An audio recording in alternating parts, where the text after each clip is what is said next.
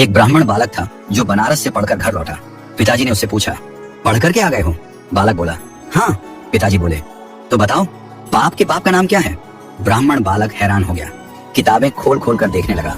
फिर बोला, गुरुजी ने तो यह नहीं पढ़ाया कि पाप के बाप का नाम क्या है। पिताजी ने कहा, तो जाओ अपने गुरु से पूछ कर आओ या स्वयं ढूंढ कर आओ, और जब तक तुम्हें पाप के बाप का उत्तर न मिल जाए घर मत आना।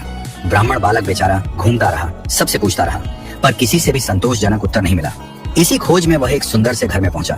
बाहर गौ माता बैठी थी, तुलसी का पौधा लगा था। घर बहुत पवित्र सा प्रतीत हो रहा था। उसे नहीं पता था कि यह एक वैश्या का घर है।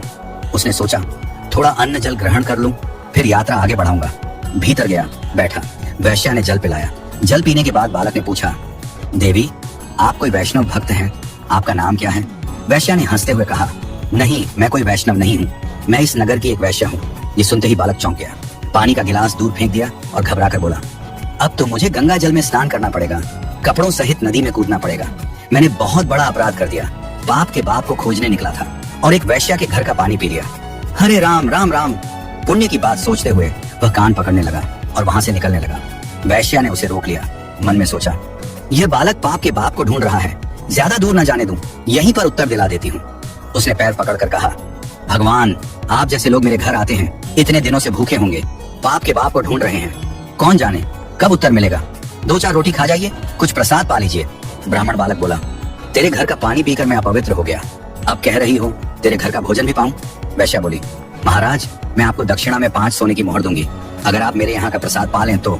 बालक सोचने लगा, पाप तो हो ही गया है, जनेऊ तो बदलना है, नदी में स्नान तो करना है, प्रायश्चित करना ही है, तो क्यों ना कुछ दक्षिणा भी ले लूं। 3-4 दिन तक बाहर रहूंगा, कुछ तो चाहिए ही। वैश्या ने रोटी बनाकर थाली में रख दी। बालक जैसे ही खाने बैठा, वैश्या ने उसका हाथ पकड़ लिया और बोली, महाराज मेरा मन है कि मैं अपने हाथ से आपको खिला दूं, और यदि आप ऐसा करेंगे तो 5 की जगह 15 सोने की मोहर दक्षिणा में दूंगी। बालक ने कुछ सोचकर मुंह खोल दिया, ठीक है खिला दो। वैश्या ने और हाथ में लिया और जैसे ही भोजन देने लगी बोली, महाराज एक बात याद रखना, पिताजी को जाकर कह दीजिएगा पाप के बाप का नाम लोभ है। फिर उसने आगे कहा, आप तो मेरे घर का जल पीना भी पसंद नहीं कर रहे थे, फिर मेरे हाथ की बनी रोटी कैसे खा ली, मेरे हाथ से भोजन कैसे ले लिया? बालक बोला, श्रद्धा। वैश्या बोली, नहीं महाराज झूठ मत बोलिए, ये सब आपने दक्षिणा के लोभ में किया।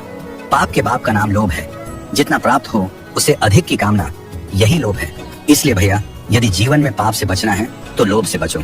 यदि कभी आपसे कोई पाप हो जाए तो एकांत में बैठकर यह विचार करना, मैंने कब लोभ किया था, आपको उत्तर मिल जाएगा। बिना लोभ के कोई पाप नहीं होता।